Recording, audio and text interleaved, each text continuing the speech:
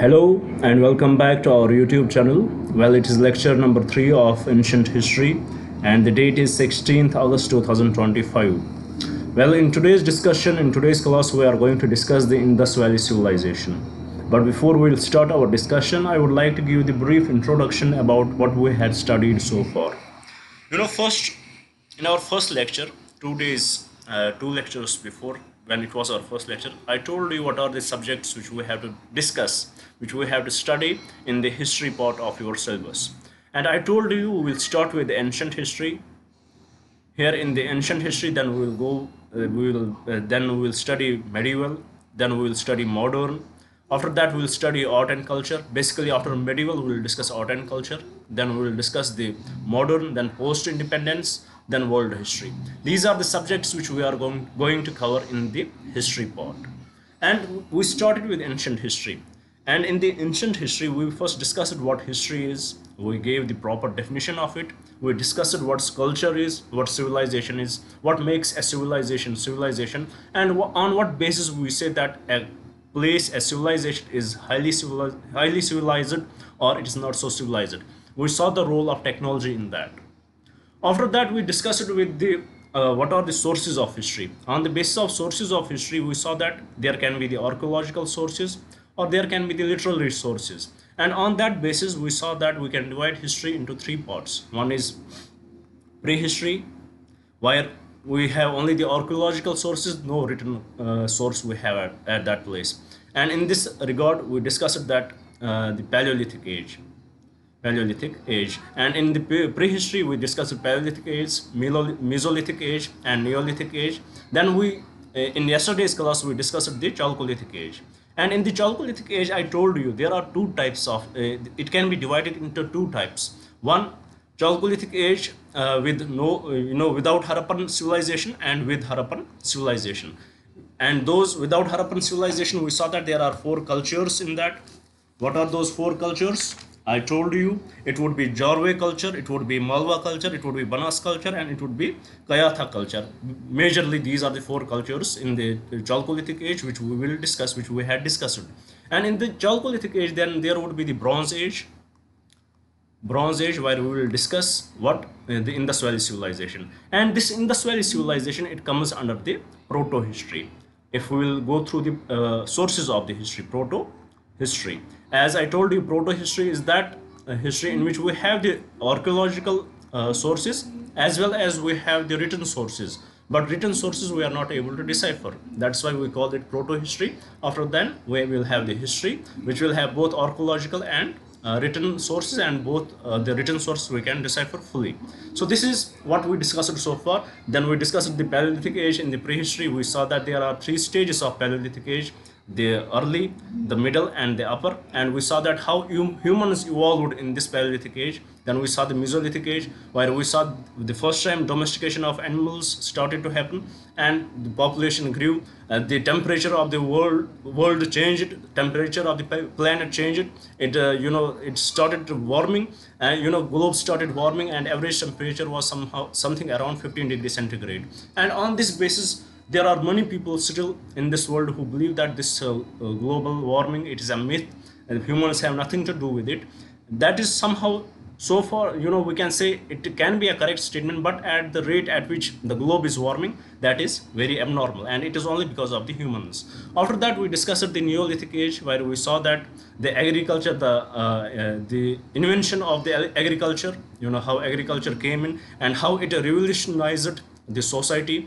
The agricultural revolution started, and it led to the complex societies, and it led to the political system. It led to the income inequality in the society. And we discussed with respect to Neolithic sites in India, in the northern India, in the southern India, in the northeast, and we ended this discussion there.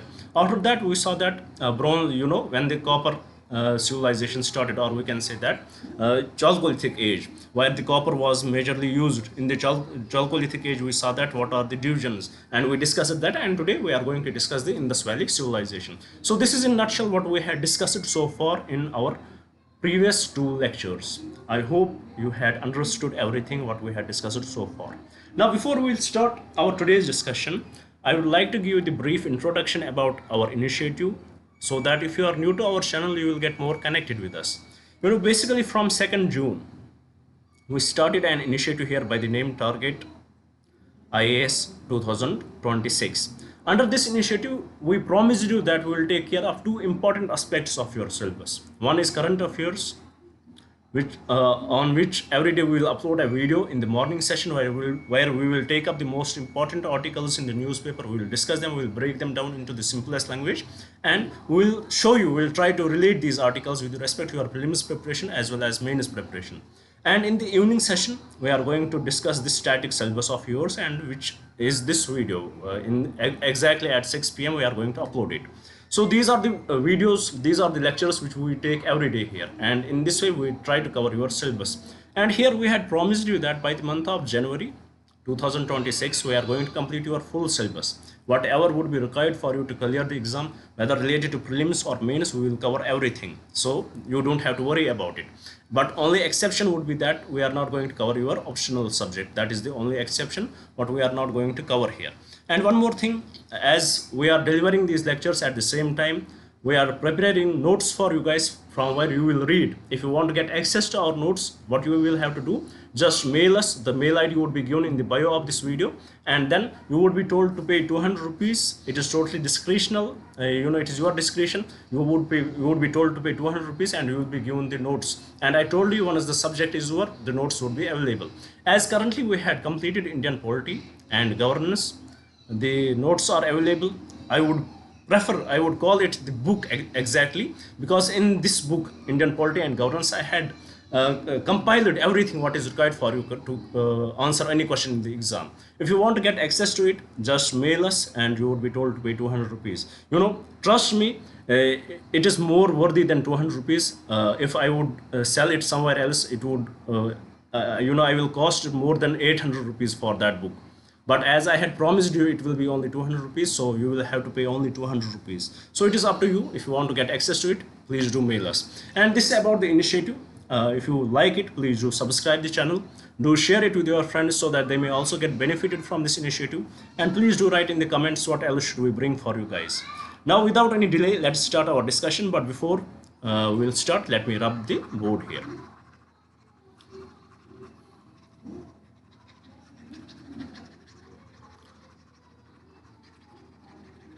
So what we are discussing the Chalcolithic age, but with a little extra in it.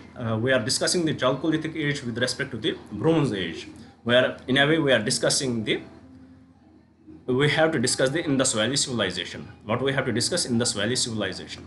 The first question which should come to your mind, that why we should study Indus Valley Civilization.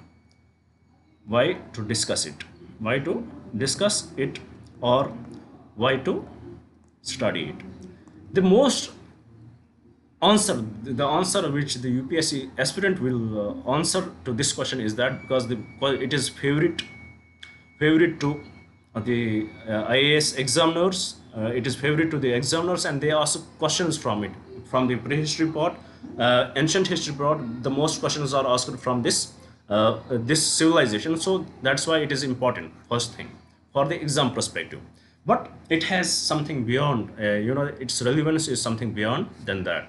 Why we need to discuss, as an Indian, as we are living in this great nation, why do we need to discuss, why do we need to study Indus Valley Civilization? You would have often heard about the people saying that India did not had, often critics say that India did not had great civilization. They will criticize us. They would call that invasion of Aryans came in and they civilized us, the white man's burden. And it was mostly believed till 1920s. Till 1920s, it was believed that it was all white man's burden. When the Aryans came in, they civilized this nation. Indian subcontinent in this regard had no history of its own. It does not go beyond 1500 BC. It was believed by the most of the people. But I think it was an accident actually which happened in approximately in 19th century. An accident happened when the British engineer namely Charles Mason in 1826. Charles Mason. In 1826, he was told to survey the railway track in the Sindh region so that the railway track would be laid down there. And it was total accident. By accident, it happened that he found a mound there, which was like a stupa. You know, when you will discuss the Buddhism, you will come to know what it is all about. He saw that, but when he came closer to it, the characteristics of it were different. He found different terracottas there, he found different structures there, and he came to know that it is something, it may be there, maybe in the history there was some culture living here. And eventually the time passed, time passed when the archaeological survey of India came in 1860s. In 1860, the archaeological survey, it came in, and eventually in 1861 the archaeological survey came in, and eventually then by the help of various director generals of archaeological survey of India, that this site, eventually John Marshall in 1924 coming, making it very short for you guys, in 1924 John Marshall, what he said, he published a paper where in this paper he mentioned the name Indus Valley Civilization. There is something called Indus Valley Civilization. So he gave this name as the Indus Valley Civilization because it was around the Indus water river. This whole civilization was on the banks of Indus water river at that time, so it was called the Indus Valley Civilization. So, but one thing we know about the Britishers, why do they care? Why would they care about the India? Why would they care about the Indian civilization? Why do they want to know more about it? It does not make any sense for them. And the archaeological survey of India was there, but they were not that much inspired. They were not that much motivated to unearth various other sites. So they did whatever was available to them. They went to Mohenjo-daro, they found out certain sites, and that was enough for them. It was not a big deal. They did not did that hard work what this civilization required. But still, we did not answer the question. What I answered, the question which I raised first, why do we need to discuss it? And the answer I gave is how we discovered it. So it does not make sense. Now let's come to the answer. Why do we need to discuss it? As these Britishers, or we can say the white man's burden, they always believed that we don't have any history. Our history does not go beyond 1500 BC. But the reality is different. This Indus Valley Civilization, first of all, it is the world's, if we will analyze it properly, it would be the world's biggest civilization. It would be the world's biggest civilization. And some say that it is bigger than the Mesopotamian civilization, and some say it is contemporary to the Mesopotamian civilization. But we can say, if we will be little neutral here, it is one of the world's biggest civilization. That thing very much understood. And the second important thing about the Indus Valley Civilization is that it is the only living civilization which we have today. It is the only living civilization which we have today. How we can say that it is the only living civilization which we have today? Look at the characteristics of Indus Valley Civilization, and then look at the characteristics of the Indian subcontinent people, and see how it is still the living civilization, how it is in continuity. Even though we say that Indus Valley Civilization, it ended in 1700 BC, but reality, it is still continuous. Its characteristics are still in continuity, and we are able to see it in the people, and the people who follow it. We are able to see in the people of India that we have these characteristics. For example, if we look at the burial system in India, it is very much similar to that what used to be when we will dig deep into the Indus Valley Civilization. When we will dig deep into the sites of Indus Valley Civilization, you will see that the burial system which they have at that time, it is similar to what we have. For example, we see that there are the images of the dancing girls. They give emphasis to the woman, and we can say that it was matriarchy was very much prevalent there, and it is very much it is in continuity in our civilization. And there are various places in India where mother is the head of the family, and also we worship in our country there are many people who worship the mother goddess. So definitely it is one of why we need to discuss it, because it is the one of the biggest civilization in the world. Without Indus Valley civilization, if you are saying that you had discussed, you had studied history properly, then you are wrong. Second, it is the world's only surviving civilization, because it is in continuity. People are still following the features of Indus Valley civilization until now, so it is in continuity. Now the another question would come to us, our minds, which should come to our minds, is that who are the people who were living in the Indus Valley civilization? What were the races who were living in the Indus Valley civilization? For that, let me rub this first. These are some important points which you need to know. Today's discussion, it would revolve, it would be to and fro. Sometimes we will go forward, sometimes we will come back. So you have to analyze, you have to understand this civilization, because it is the most beautiful civilization which we have till now in the world, which we have discovered so far. So let's dig deep. Let's not be very much confined to the books, and let's bring our own imagination into it, because it is important. We can say whatever with respect to the proto history, as I told you when we discussed the Paleolithic age or Neolithic age. At the when you have archaeological sites or you have the written sites, you are not able to understand it. You can make any conclusion. For example, I will tell you. In the Indus Valley civilization, you will find a person, you will find an image of a bearded man.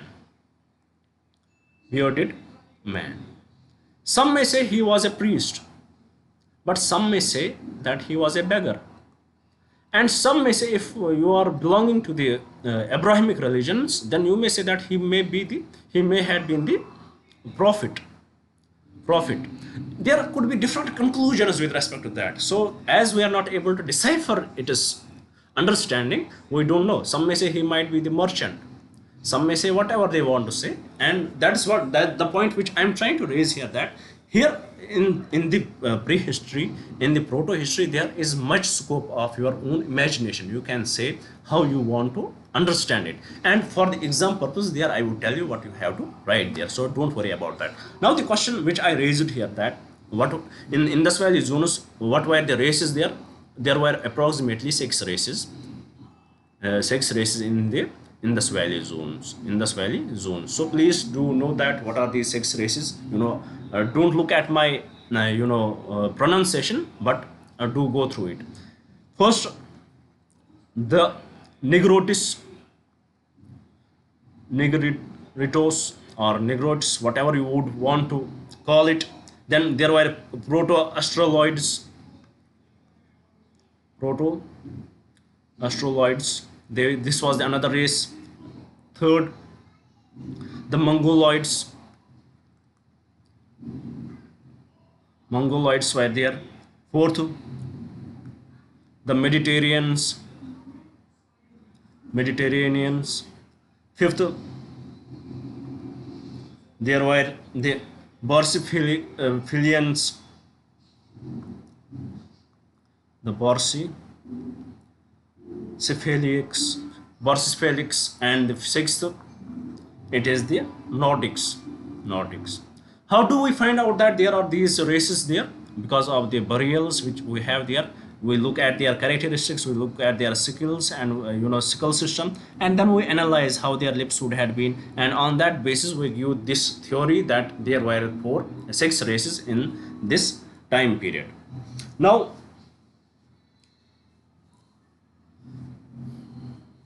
and all these races about Indus Valley civilization, it was the peaceful civilization. They don't know how to harm. They were not trained for the war, and it is one of the theory that once we will discuss the decline of the Indus Valley civilization or end of the Indus Valley civilization, there we will raise the point that what was the reason of their decline. Maybe it was the attack from Indra, the Aryan god, who attacked and burned whole civilization. This is one theory, and in support of this theory is that they were very peaceful. They don't have the weapons, and they could not protect themselves from the outer attacks. So this could be the one reason why they declined. So their characteristics, they were very peaceful. They did not know how to harm, and they believed in live and let live, and this is the theory which we still follow. So coming to the question which I raised, that why do we need to study Indus Valley Civilization, the answer is to that question is that it is the world's biggest civilization. It is the living civilization. If we look at the diversity of the civilization, it is very much important for us to understand it. So we can say that without reading the Indus Valley Civilization, without studying the Indus Valley Civilization, we can't say that we had studied the history at all. Now let's see what is the importance of Indus Valley Civilization. Let's put some light on it.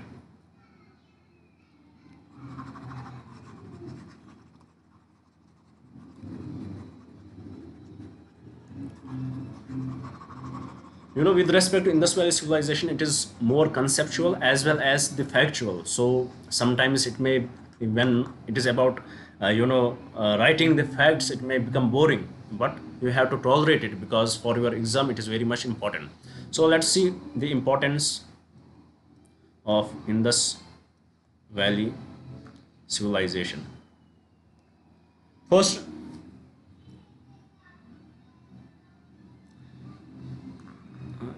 only surviving civilization in the world, correct? Second, world's biggest civilization. Almost, if we look at the circumference of this, it is almost 240,000 square kilometers. And how many sites we had unearthed so far? Sites, it has approximately more than 1,500 sites we had unearthed so far. And this is about the sites, and it is very unique. This Indus Valley Civilization, it is very unique. It had achieved the level of urbanization. If we look at the characteristics of urbanization, the characteristics of the Indus Valley Civilization, you will find out how it has achieved the level of urbanization. You will see urbanization through town planning. There would be upper towns, citadels, and there would be lower towns. On the citadels, it is some believe that they were the rulers who were living there, and some believe that there were the important public offices, and maybe for the protection of those public offices there would have been certain people who were guarding them. So this the point is, which I'm trying to say, that it was well planned. It was very well planned. Second, we have the granaries there. We have granaries there. We have great bath there. We have assembly hall there. This makes it very unique. And also, we have grid pattern roads. They would intersect each other at 90 degrees. It was well planned. So in nutshell, the well planned. It is very unique civilization which was well planned. It was not a sudden development, but it was well planned development. With respect to this, you would find the drainage system. Drainage system was well planned. There would be the roads. It would be connected with fresh water moving from one side and the drainage system moving from the another side, and they made it sure that both the two will not mix each other. So this is why this is the importance of the IVC. What are the unique features of the IVC? Other unique features of the IVC, it would have the uniformity in town planning.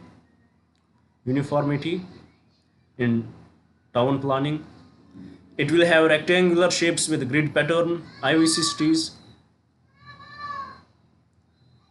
rectangular shapes with grid patterns. Then we see the centralization of the production. There is the centralization of the production. For example, for bricks manufacturing, there would be a bricks manufacturing point. Technologically, they were very well advanced civilization. They have artificially built naval dockyards, for example, in Lothal, when we will discuss that. So it has achieved the zenith of the technology at that time. So they had very uniformity in the town planning. They have the rectangular shapes, shaped with the grid patterns. IVC cities, the cities were rectangular shaped. Cities were mostly rectangular shaped. There is certain exceptions, and that we will discuss when we will discuss the sites. And also, with respect to the other technological marvels they had achieved. They had the artificially developed naval dockyards and various other things, artificial, and they have the manufacturing hub. They will have the common manufacturing point. The standards were followed evenly throughout the civilization. That makes it very unique. They have the technical perfection in the art forms. For example, in pottery, that we will discuss in the art and culture, in seal making, terracotta figuring, and script, it was highly impressive.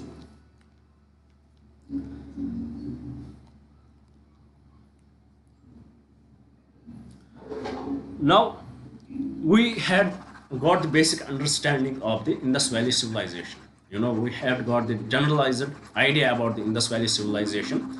Now, with respect to this, if we look at it, Indus Valley civilization, till our independence, till 1947, it was fine. Whether we will call it Indus Valley civilization or Indus or Harappan civilization, there was no issue with respect to that.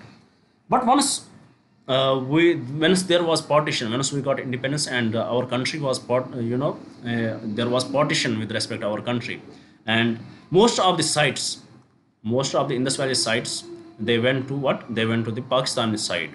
So most of the sites went to the Pakistan side.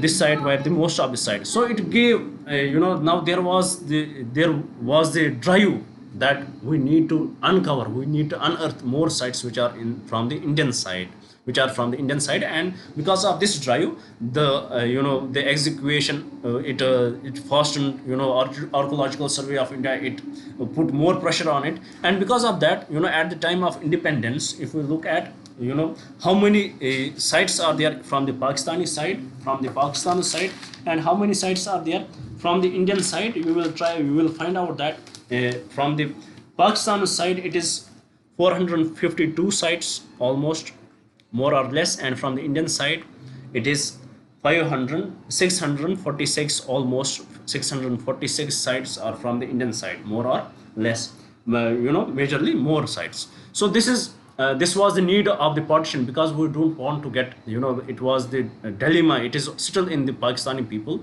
They are historians. They believe that this Indus Valley civilization, it is their civilization, the people who lived in this region. But that is not exactly true, and that is because of this reason there are many new historians who believe that it was not the Indus Valley civilization. It did not started from the west to east, but it separated from the east to west. Because of that this discussion is there, but mostly such questions are not asked in the exam, because where there is no certainty, such UPSC does not ask you such questions. And this is the idea why they believe it went from west to east, because we see that there are many Chalcolithic cultures there. Balochistan culture, Balochi culture is there, and because of which spread to the west of the Pakistan, to the east, and spread to this region. So because of that, they believe that it spread from the west to the east. And why we believe that it spread from east to the west? Because we see the more number of proto-Harappan cultures are in this. Proto-Harappan cultures are in Indian region, and these Proto-Harappan cultures are the very old cultures, and we believe that if we look at the pattern in the Harappan culture, in the Harappan civilization, it is almost uniform. It is uniformly followed throughout the civilization. So it is believed that it may have originated in India, and it may have spread towards the west, towards the west of the India. So well, this is different discussion, but the point is, in 1947 there was a need to develop, to find out, to unearth more civilizations, more sites in India, which would strengthen this claim that this Indus Valley civilization, it is not confined to this Pakistani region only, but it is confined to the whole this region. So this is what was needed at that time. If we look at the sites, what is the most northern site in the Indus Valley civilization, what is the most western site, what is the most eastern site, and what is the most southern site? Let's try to find out that. In the north we have the Manda in Jammu and Kashmir, Manda, or we can say that we have the Sartugai, but it is in the Afghanistan. If it is about the modern India, then it would be the Manda, if the question is with respect to modern India. Then we have the, in the west we have this Satkendor. In the west we have Satkendor. It is the westernmost site of the Indus Valley civilization. In the east, in UP, we have Alamgirpur, and in the south we have the Daimabad in Maharashtra. So this is the circumference of the Indus Valley civilization. Now here question can come to your mind, why in the UP only we had such a why we did not went for in the east, what is the reason for that? Because this region is then it is filled with the trees, forests, and at that time if we look at what was the metal used, it was copper, and copper was not good enough to cut these trees. So this is the limit in the east. So these are the sites. This is the eastmost. Question about it in a prelims exam can be asked: what is the eastmost, what is the westmost, what is the northmost, and what is the southmost site in the Indus Valley civilization? And this is what you need to know about it. Now, with respect to this, let us see the special aspects of the Indus Valley civilization. Let's try to find out that. First, let me rub it.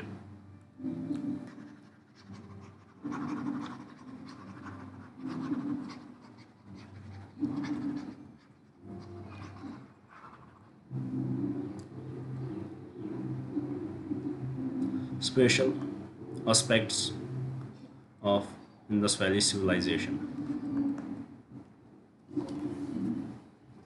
First, how it was found.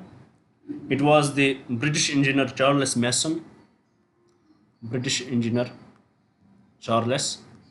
who found it. It was an accident, and he was surveying the track in the Sindh part of the present Pakistan, and suddenly he came across huge mound where he come across the terracotta figures, seals, pots, and etc. And when he asked the locals what this place is called, they called it Harappa, and it gave it name the Harappan culture. Then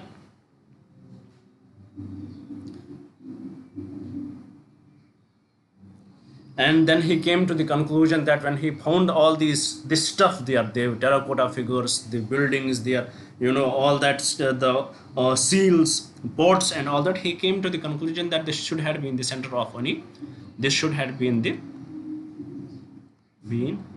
the center of any great civilization. So he gave this conclusion that this should have been the center of any great civilization at some point.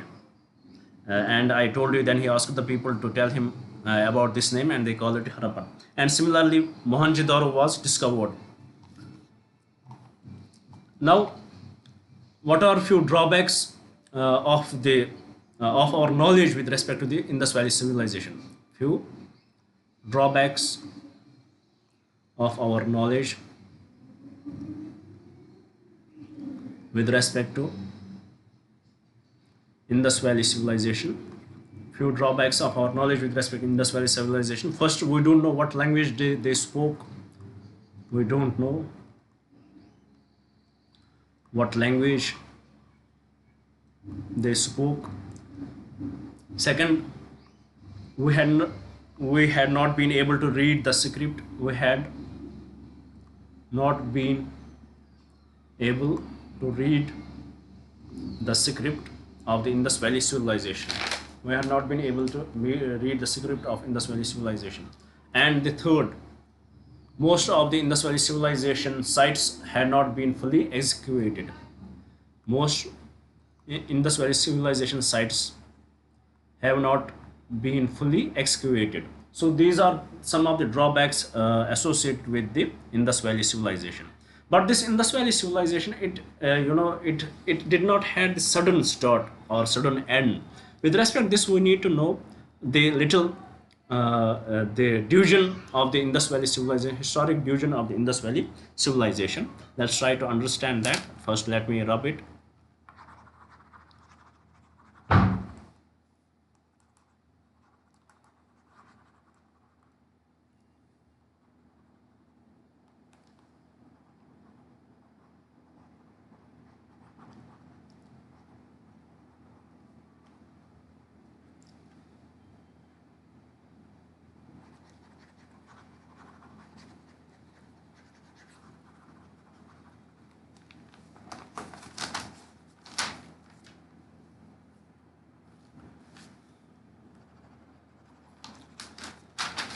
first, before we'll answer that how it started, before we'll answer the division of the Indus Valley civilization on the basis of time, on the time frame, whether it would be the pre-Harappan stage, what are the different stages of the Indus Valley civilization. Before we will discuss that, we will try to answer the question whether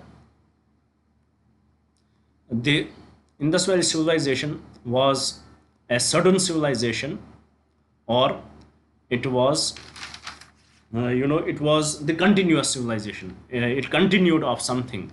So the question is whether it was a sudden civilization or not. The answer to it is very controversial. You know, the answer to the question how Indus Valley civilization started, it is very controversial. According to you know, according to various archaeologists, they believe that it had a sudden start, because they did not find, with respect to earlier that time, they did not found any village cultures near the civilized near these sites.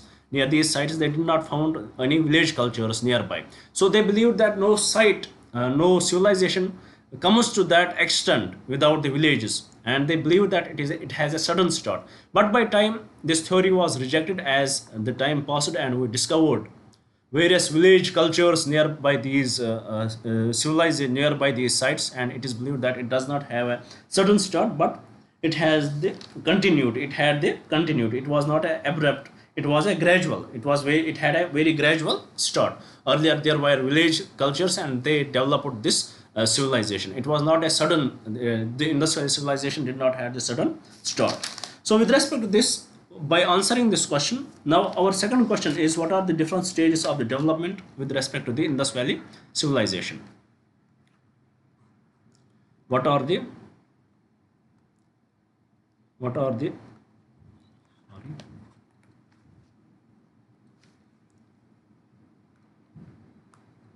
what are the different stages in it? We have four stages. First is pre-Harappan stage, which ranges from 4500 BC to 3500 BC. And then we have the proto-Harappan stage, which ranges from 3500 BC to 2500 BC. And then we have the Harappan stage, or mature Harappan stage, which is 2500 BC to 7500. Then we have the late Harappan stage. These are the four stages in the in which the Harappan culture is divided, or Indus Valley civilization is divided. Now let us discuss about them one by one. Let's try to find out what is the pre-Harappan stage, what are the characteristics, or what are the sites, if any. Then we will discuss what is the proto-Harappan stage and all that.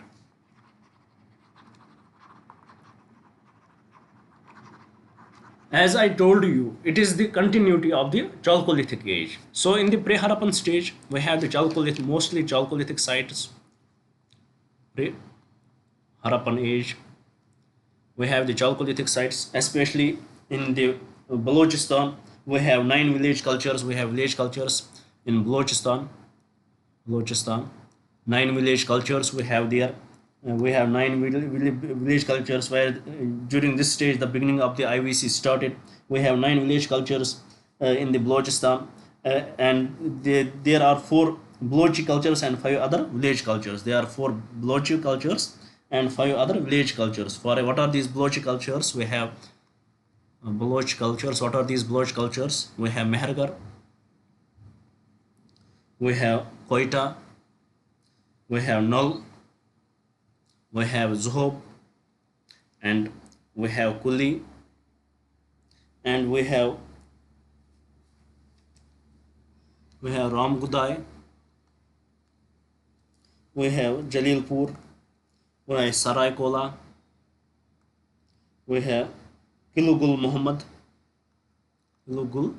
These were the village cultures around in the pre-Harappan stage. In the pre-Harappan stage, these were the village cultures. And we also know that I had told you that Mahargarh was the transition point between the Mesopotamian civilization and the Indus Valley civilization. So the trade between the Mesopotamian civilization and the Indus Valley civilization went through the Mehergar. Then after the pre-Harappan stage, we have the Harappan stage, or proto-Harappan stage. Let me write about the Proto-Harappan stage.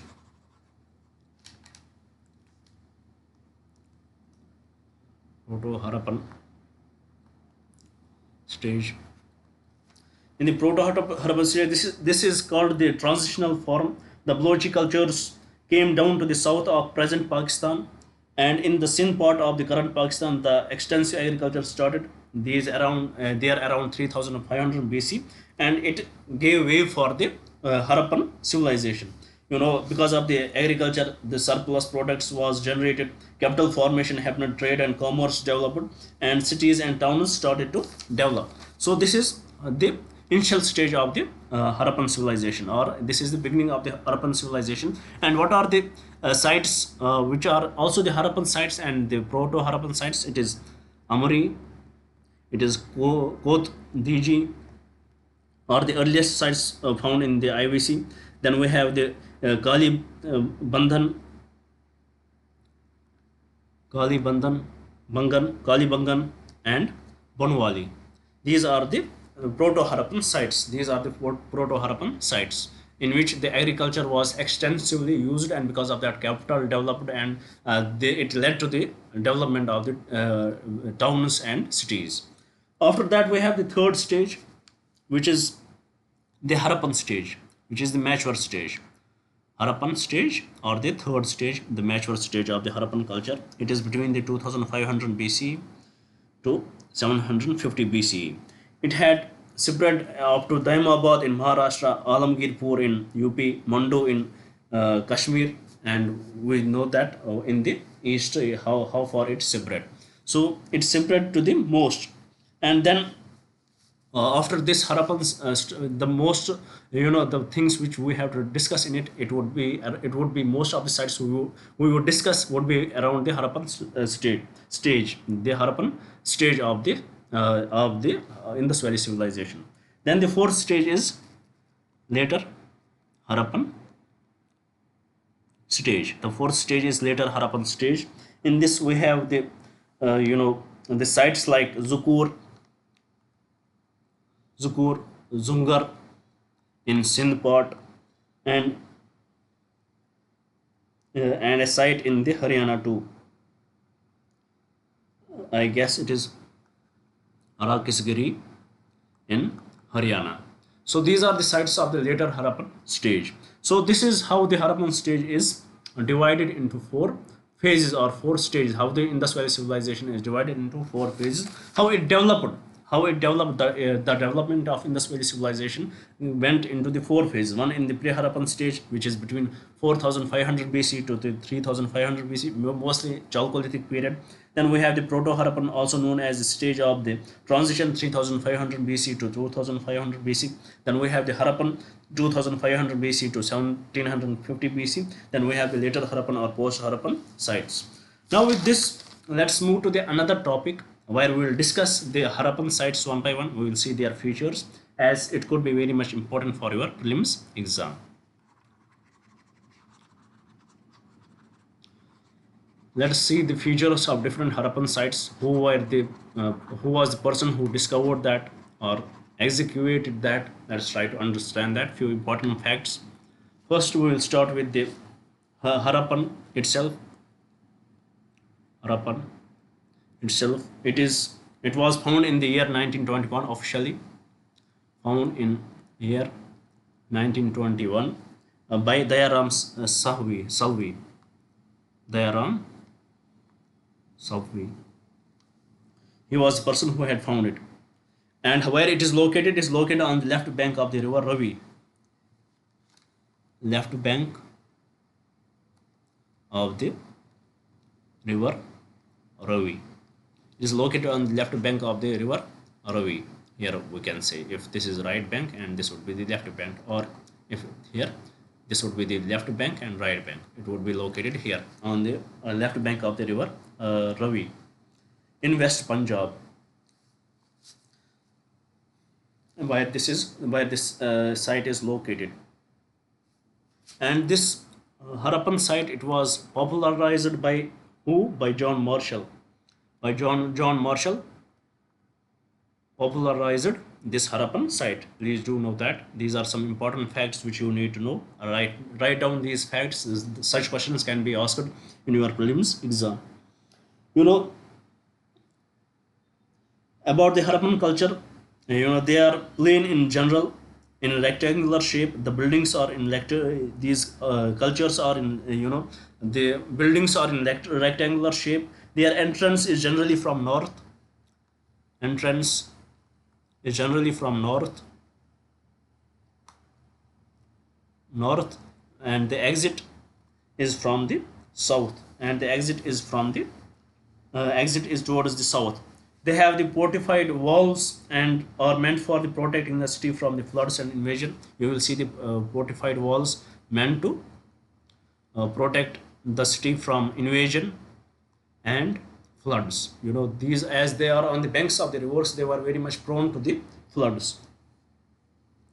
And we see the granaries there. We see these citadels there, the upper citadels and the lower citadels there. Suppose this would be the citadel, there would be the buildings, granaries would be there, and there would be the people living in.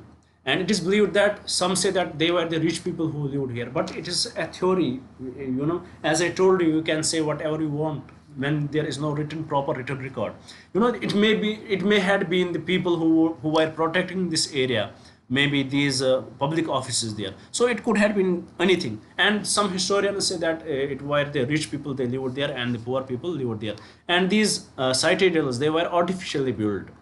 They were artificially raised, maybe to protect these granaries, their food from the floods and the most important public offices. And some believe that it was for the rich people. Well, there is confusion with respect to that, and mostly the UPSC will not ask a question about it.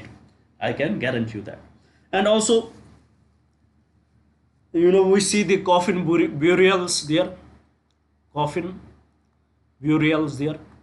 This is also one of the characteristics of this site. Outside citadel, we have 12 granaries in 2 rows. Outside these citadels, we have 12 granaries in 2 rows, 6 each. And these granaries, they contain the traces of food were stored there. And outside this citadel, we also see the S type of symmetry. S type of the symmetry. S type of the symmetry. S type of symmetry is found there, and it is believed that what is the importance of this S type of symmetry? It records the presence of foreign races. It is quite unusual. Some foreign races might have made it. Maybe some foreign races might have made it, and this S type of symmetry, it represents the foreign races. It is the importance of the S type of symmetry in the Harappan site. And what are the various other artifacts which we had recovered from the Harappan site? Let's try to find out that.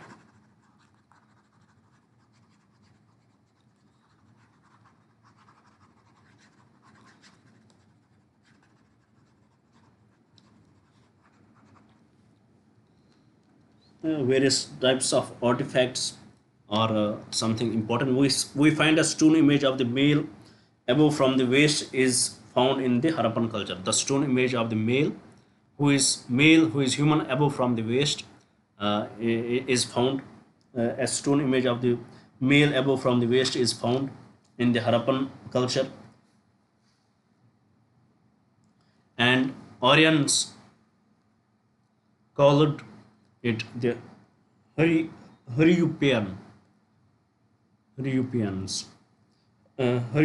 Aryans called it Haryupians, and it is believed that Aryan god Indra destroyed the cities there. And also, we see the seals found there. There are some seals which they have found there, and these seals are made of a stone, a soft stone called the stalite, which we will discuss in the cultural, for art and culture. We will discuss this in very detail with respect to that. Now, this is about the Harappan site. These are some certain features of the Harappan site. Now let's move to the Mohenjo-daro. Let's do it quickly. What are the important features of the Mohenjo-daro? Who discovered it?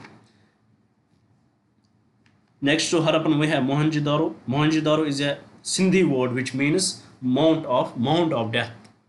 Mohenjo-daro a Sindhi word which means mound of death. Mound of death when it was discovered. It is on the right side of the river Indus. On the right side of the river Indus. This is on the right side of the river Indus. This site was excavated in 1922. Excavated in 1922.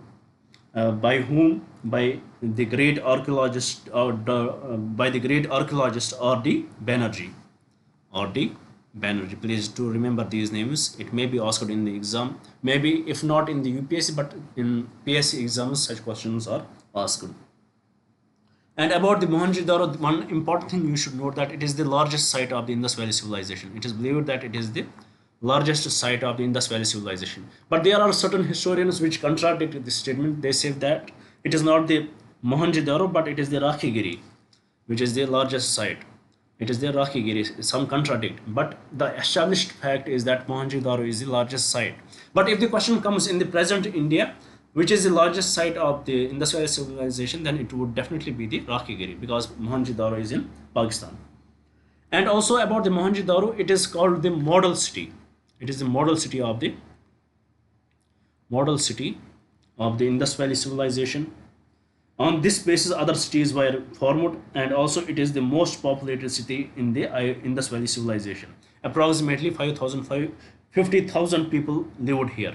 Approximately 50,000 people lived here. How do we come to know that 50,000 people lived here? Because of the buildings which we see there. We had come across this approximation on the basis of the number of houses in this city, and on this basis we say that there are 50,000 buildings. And about the Indus Valley Civilization, mostly all Indus Valley sites are plain and rectangular in shape, with northern entrance and southern exit. It is northern entrance would be there and the southern exit would be there. Northern entrance and southern exit. But there is also an exception that we will see where this exception will come in. And on the beginning of this site, there is in the Indus Valley Civilization in the Mohenjo-daro there is one great thing which is very much specific to it. It is the Great Bath, which is very much specific to the Indus Valley Civilization, to the Mohenjo-daro.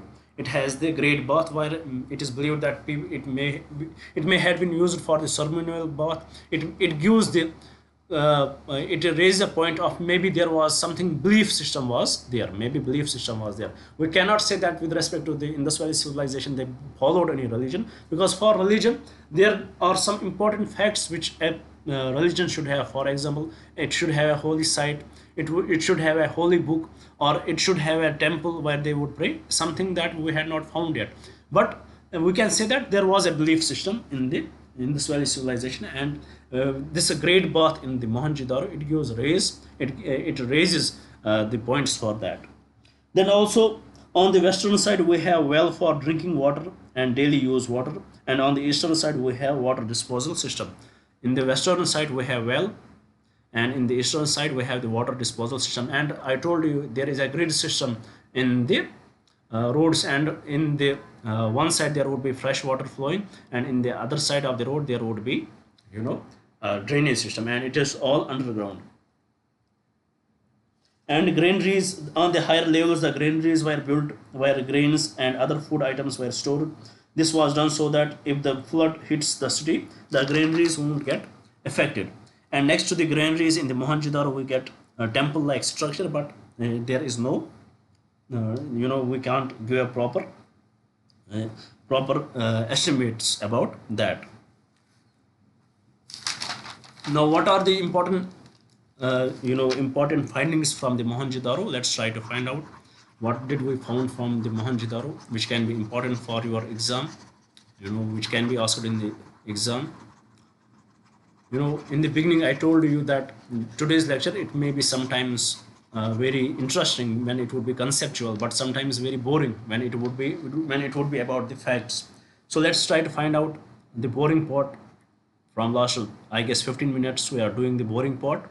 Here, what are the important findings? First, we find the seal of Pashupati, seal of Pashupati, which is also called the Proto Proto Shiva, the seal of Pashupati. It is the by Pashupati we mean a man surrounded by animals.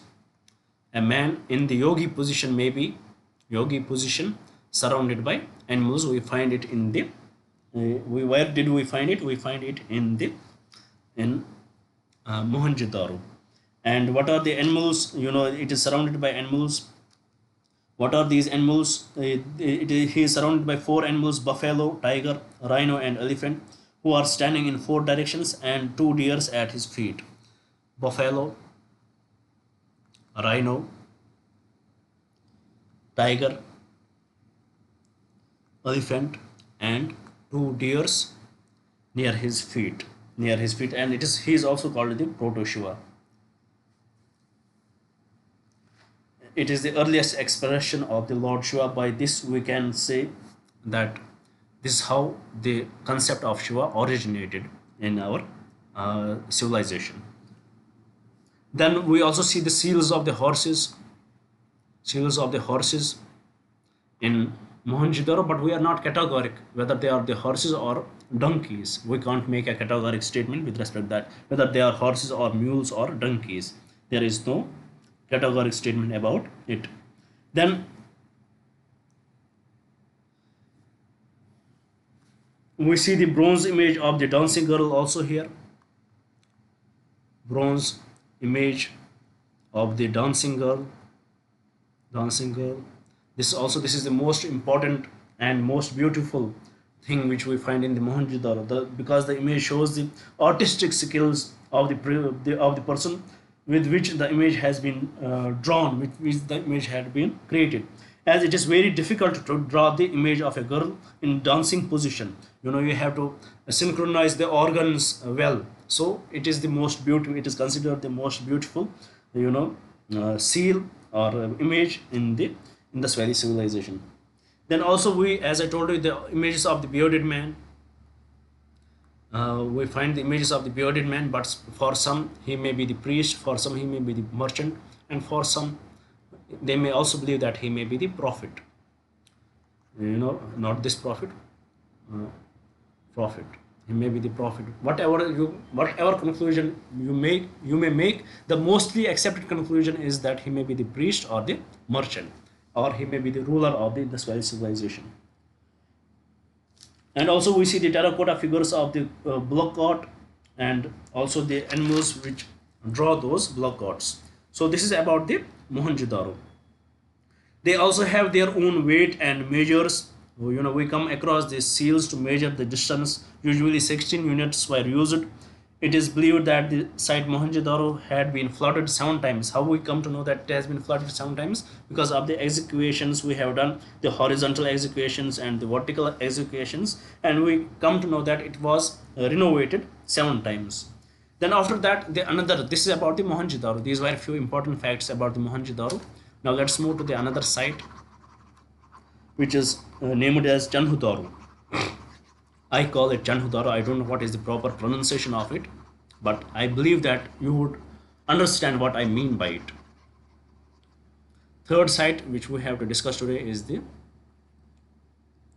Janhu-daro. Whatever the spelling would be, so please forgive me for that. This is located on the left bank of the river Indus. Located on the left bank of river Indus. Important fact about it. And this site was excavated by the N.G. Majumdar. N.G. Majumdar. He excavated it in 1931. This is the south. This site is south of the Mohenjo-daro in the Sindh part of the current Pakistan. What is the importance of the site? Janhu-daro is a city which does not have a fortified citadels. They don't have the fortified citadels. So this is the one important feature which distinguishes it from the other Harappan sites. Then it had the beard making industry there. It is a feature of Janhu-daro. Bead is ladies wear it in the chains and for the jewelry. And also we find an object looking like a pot, and this is called the ink pot. We may also find the object looking like ink pot in Janhudaru. And also at other sites we see the brick construction. Here we see the construction stone construction, the building, we also see the stone constructions in the Janhudaru. And we also see the stone image of a male dancing resembling Lord Shiva. Stone image of the male dancer resembling Lord Shiva. So these are some important features of the Janhudaru. Now let's move to the another site, the fourth site.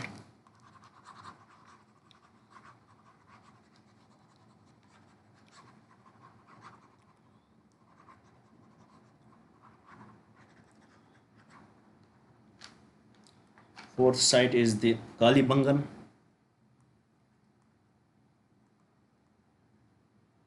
Kalibangan. It is located on the banks of river Gagar in Rajasthan. Banks of river Gagar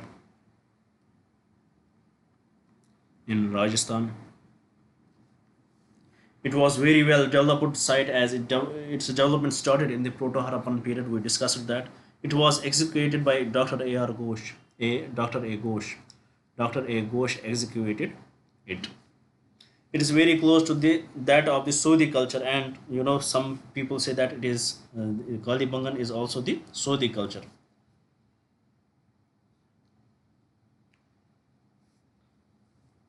And in Kalibangan we come across the very huge land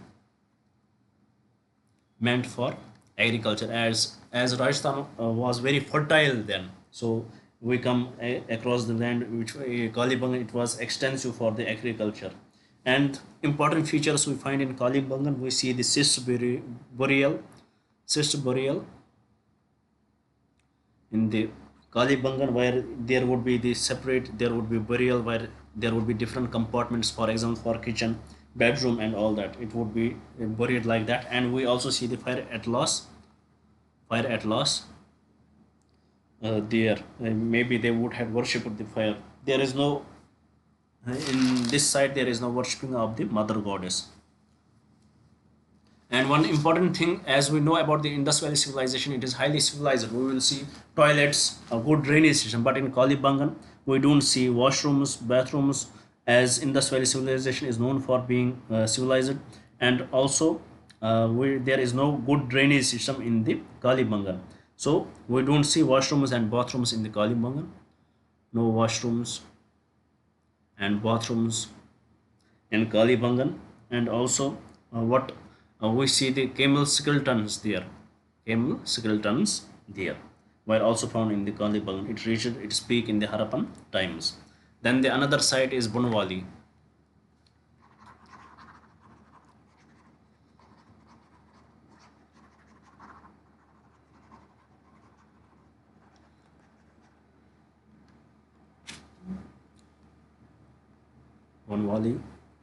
It is located in the Hisar district of the Haryana.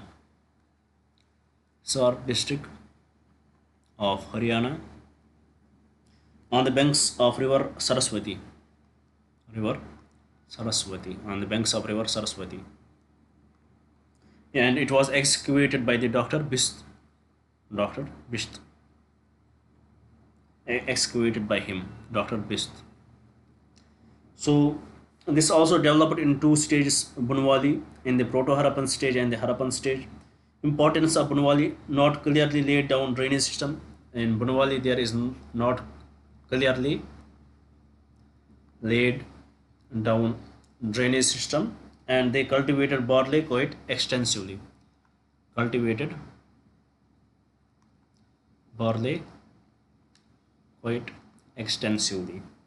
we have Lothal, which is the most important Indus Valley civilization after the Mohenjo-daro. It is present in Gujarat, and it is located on the banks of Cambe in Gujarat. It was excavated by S.A. Rao.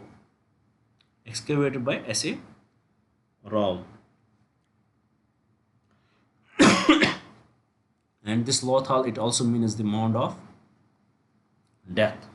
It has in the lothal, usually there would be the in the Indus Valley civilization there would be northern entrance and the southern exit, but in lothal there is exception. There would be the eastern entrance and western exit. In Lothal, we come across artificially built naval dockyards and is also the first known port in the Indian history. The people of Lothal were first to cultivate rice, so they were first to cultivate rice. Please do note that they were the first to cultivate rice for the first time in 1800 BC. Usually in Indus Valley civilization, we have wheat crops. Rice is very rarely found. In in Lothal, we come across very big jar also with a beautiful painting around which resembles the story of the cunning fox. We come across the big jar also in the Lothal, which resembles the story of the cunning fox, which was given by the Vishnu Sharma, which we will discuss in the Vedic, when we will discuss the Vedic period.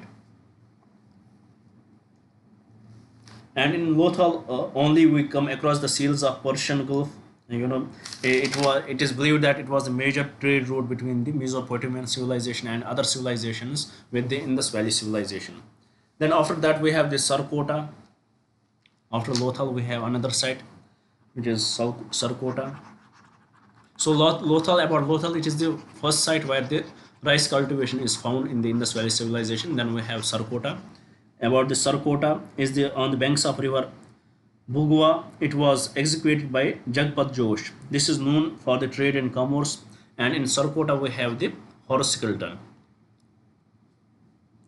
Sarkota we have horse skeleton is found in this Sarkota. There is no clear categoric statement about the horse skeleton, whether it is horse or not, but if the examiner says it was horse skeleton was found in Sarkota, then the statement is correct. Then we have the Rangpur. It comes under the Gujarat. It was executed by M.S. Vatas. M.S. Vatas, he executed it in Rangpur. Here also evidence of rice. So it becomes the second Indus Valley site where the rice was cultivated. Then after that we have Dholvira. It is located in the run of Kutch in Gujarat region. This site was first noted in 1992 by two archaeologists, Jagpat Josh and Bist. They noted it. What is the importance of site? Most of IVC sites are planned and developed in rectangular shape, whereas Dholvira is planned and developed in the circular shape. It is developed and planned in the circular shape. And also in Dholvira we come across earliest stadiums for indoor games, and it has very long inscriptions with 10 pictographs. Indoor games stadiums is there in Dholvira, and inscriptions, the longest inscription with 10 pictographs is also present in the Dholvira. Then finally we have Rakhegiri, which is present in Haryana, which is the biggest IVC site in present India.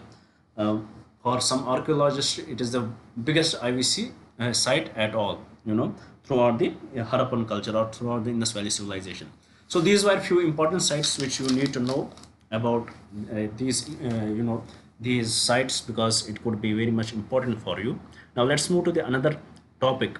What was the social, economic and cultural and political structure of the Indus Valley civilization? Let's move to this topic. For that, first let me rub it.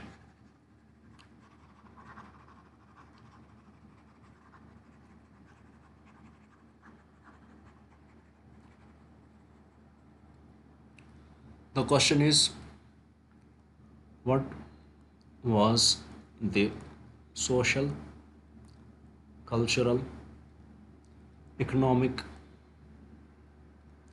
and political structure of IVC? About the social structure of the IVC, we can't give a categoric statement. Some may say that this socially the IVC followed the patriarchal structure, and some may say No, it does not follow the patriarchal structure, but it followed the matriarchal structure. Some may say it followed the matriarchal structure, but the reality is we are not aware of that what we followed there. There are definitely, if we will say patriarchal structure, definitely it is still followed in our country. If we will say matriarchal structure, definitely it is still followed. So there is no concrete statement about it. Now, if a question will be asked in the exam and the statement will say that it followed the patriarchal statement structure, then go for it. And if the statement will say it followed the matriarchal statement structure, then follow it. And if both statements are given and there is a contradiction, then mostly you should opt for the patriarchal statement. The statement carrying the patriarchal nature of the society, go for it. And if the question is based on the statements that the Indus Valley Civilization was, which of the following statements are correct about the Indus Valley Civilization? First statement would be the people of the Indus Valley Civilization, they had the matriarchal thinking, then go for it.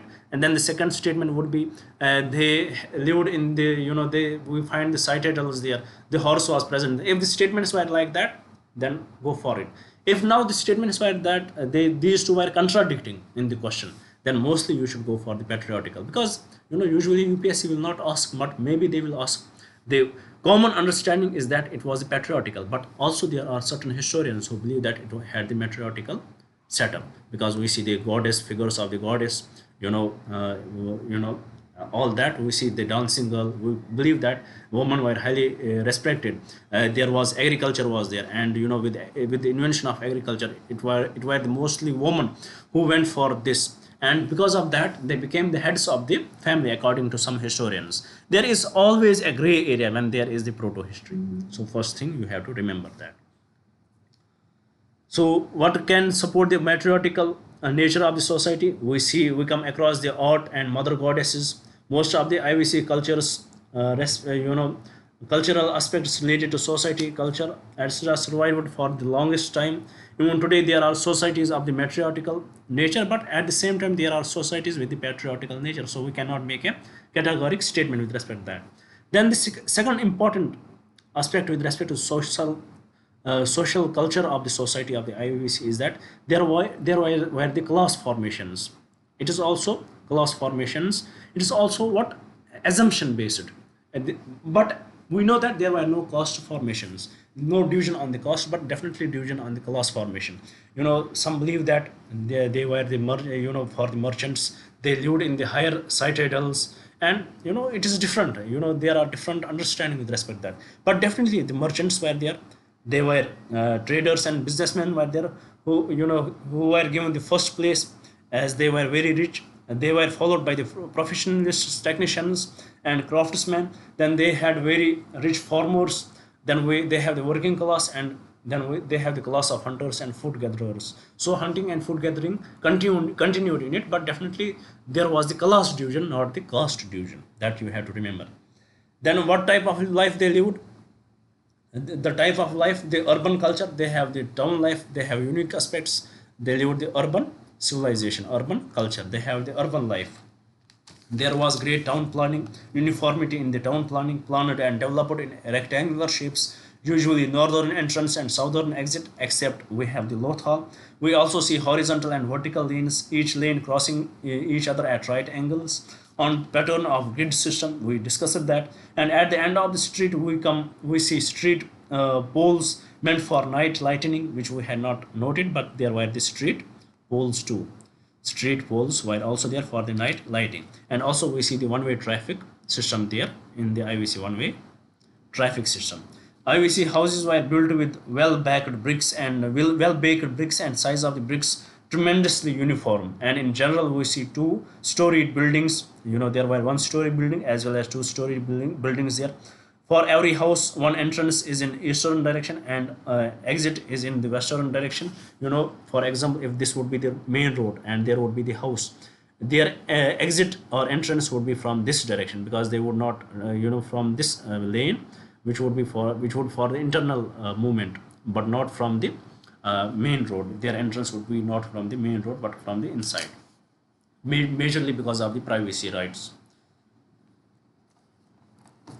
And also in the right side we have kitchen well in front of the house. space in backyard meant for keeping the cattle. We have also the space in the backyard meant for keeping the cattle. Inside bathrooms, we have tubs for collecting water. Every house connected to main drainage system by a sub drainage system. There was main drainage system, and then we have the sub drainage system with main holes, almost unique.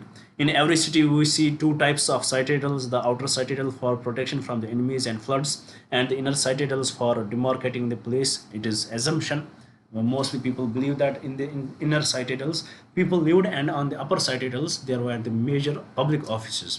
But for some, the upper citadels were for the rulers, for the rich, and the lower citadels were for the mediocre people. That is different. And also, one of the characteristics, the Indus Valley people are known for the water conservation projects.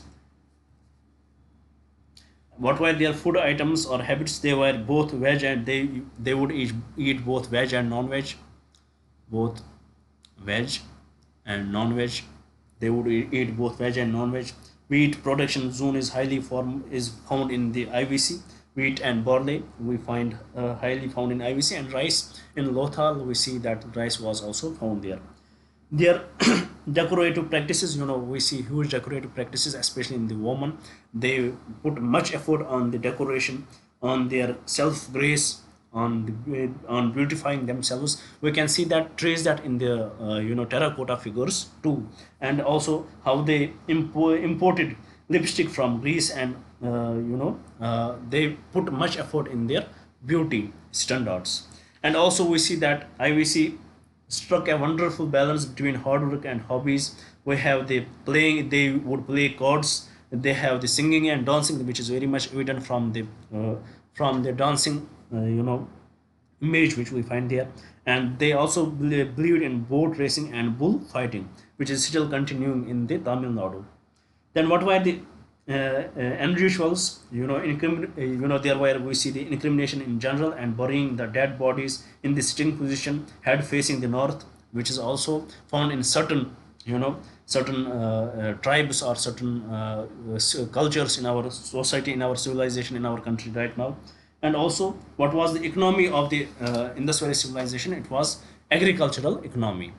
Economy was agricultural, mostly agricultural. There was barter trade. There was no currency, and gold was accepted. Gold was accepted. So these were with respect to the agriculture. And what about economy? About the economy, they were not confined to the local business, but they had the great economy. They will have trade with both within the Indus Valley civilization's cultures, and outside the Indus Valley civilization culture. So let's see, if we look at what they traded from different civilization. For example, from Turkmenistan, they traded ivory dyes, metal objects, and Ethiopic terracotta,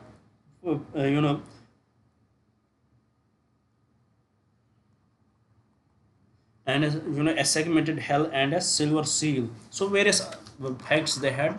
They had a great trade with various places outside their culture. So let's try to understand that. Well, from different civilizations, what they traded, the economy of the Indus Valley civilization. Let's try to find out.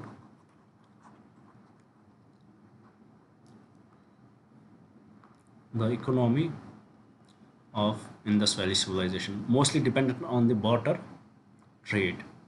And how they traded? They traded both within the civilization and outside the civilization. What is the evidence outside the civilization? Because many artifacts from various civilizations are found in the Indus Valley sites, and many Indus Valley seals are found in the various other civilizations. For example, in Mesopotamia we find the Indus Valley seals, and similarly in Mongolia and various other places. Major centers of IVC trade are Lothar, Sarkota, Balakot, Sukta Zindor, and various others. What did we export? We exported textiles, food grains. Metals were the major exports. Importing materials were gold from Mesopotamia, diamond from Egypt, and perfumes and lipsticks from Greece. lapis lazuli from Mongolia, and Stellite from Vindhyan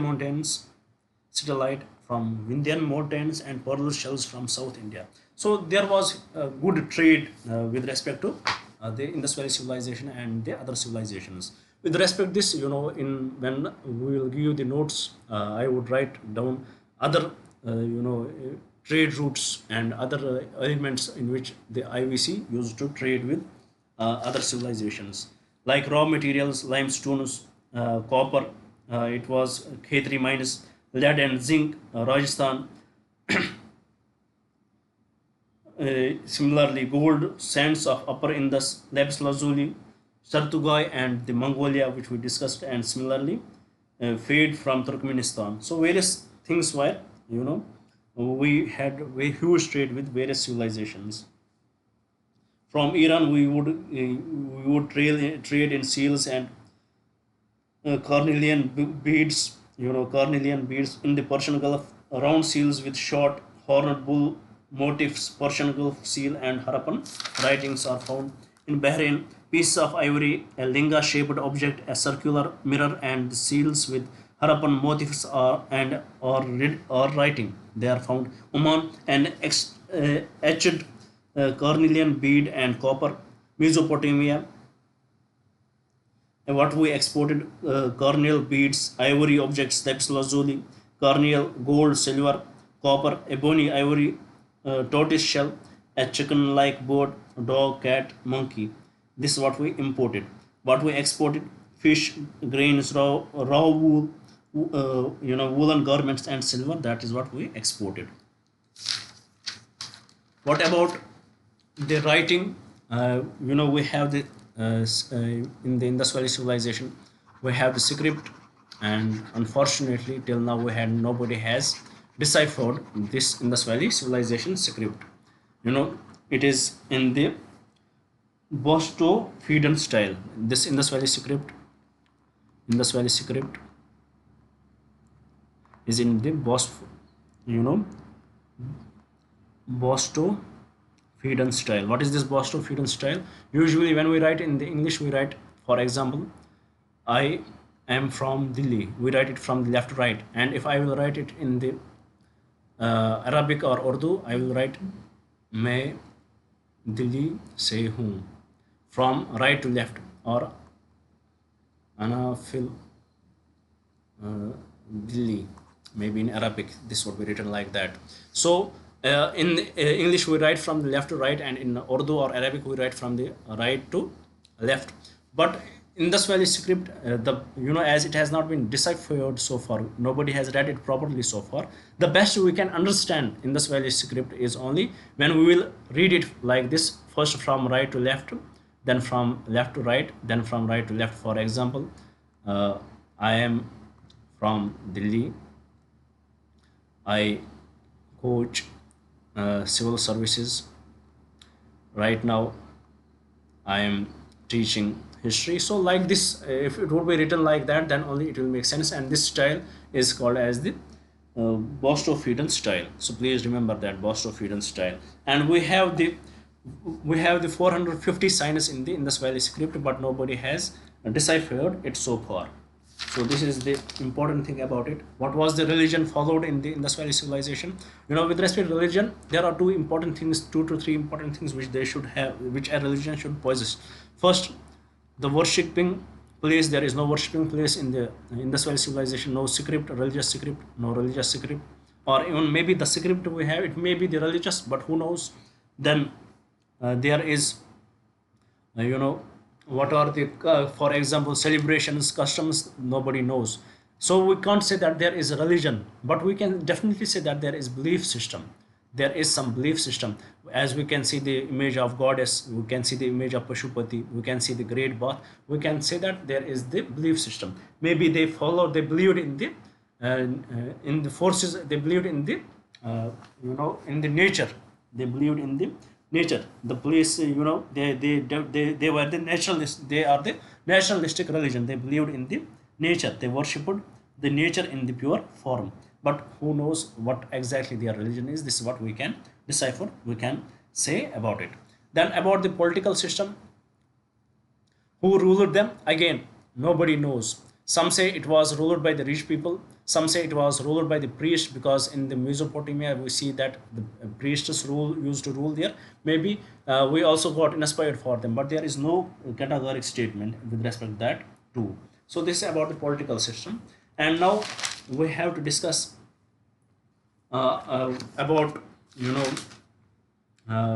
there are some cultural and art and culture related topics also with respect to Indus Valley civilization, but that we will discuss in the separate class, where we will discuss the art and culture. There we will discuss that, so you don't have to take worry about that. But currently, what you have to worry about the history, you have to worry about these important sites which we discussed here. You have to worry about the key findings of these sites, and you have to worry about the basic gist of this Indus Valley civilization. Why we need to discuss that, as we had done it. Now tomorrow we'll discuss the decline. We'll see whether it is decline was sudden or it was the continuous decline. Was it because of the ecological aspects, change in ecology, or was it because of the attack from the Indra? We will discuss that in tomorrow's class. So for I hope you would have understood the topic, everything which we had discussed. I tried to make it very simple for you guys. I hope you had understood everything, and at the same time we are delivering these lectures, we are also preparing your notes which are very clearly mentioned, so that it will sum up your understanding. If you want to get access to it, I always say that please mail us, and rest you know what you have to do. So with this we complete our today's discussion. I hope you would have liked the video. I hope you would share it with your friends, and I definitely hope you would subscribe the channel. Thank you for staying with me. Thank you very much, and have a nice day.